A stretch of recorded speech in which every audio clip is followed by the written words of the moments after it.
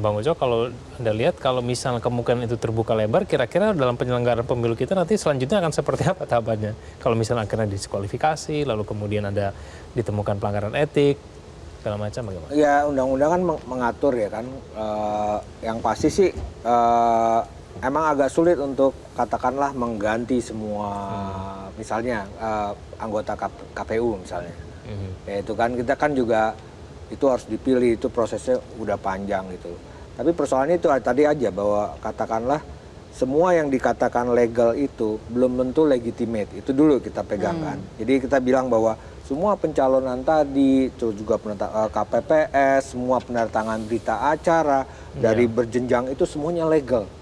Tapi kita ngelihat kan ini ada persoalan-persoalan legitimasi ya kan. Kita yang ini menjadi persoalan gitu loh.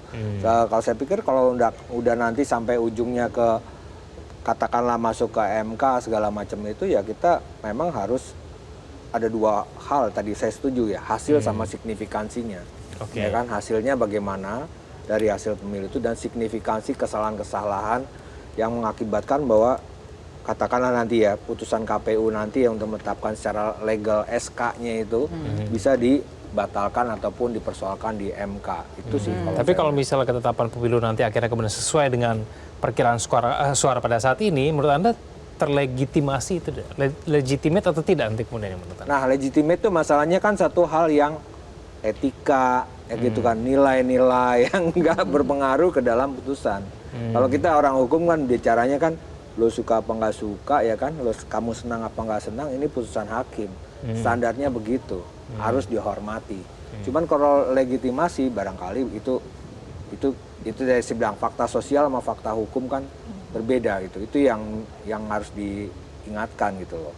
Dan kita nggak bisa lepaskan ini juga kan pengaruh-pengaruh dari kekuasaan seperti ingat bansos yang seperti apa namanya pork barrel ya, politik gentong babi, dan juga bahkan ya itu tadi 2 hari sebelumnya Bawaslu dapat insentif dan itu diumumkan di media.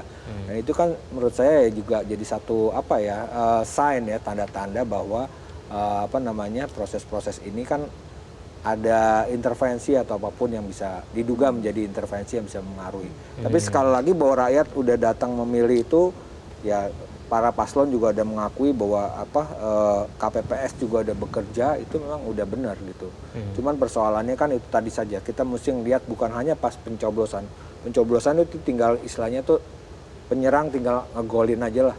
Tapi kan ada proses panjang di situ, bahkan sejak latihan dan pemilihan tim sepak bola itu sendiri. Misalnya kalau kita analogikan sebagai sebuah tim sepak bola ya. Jelajahi cara baru mendapatkan informasi. Download Metro TV Extend sekarang.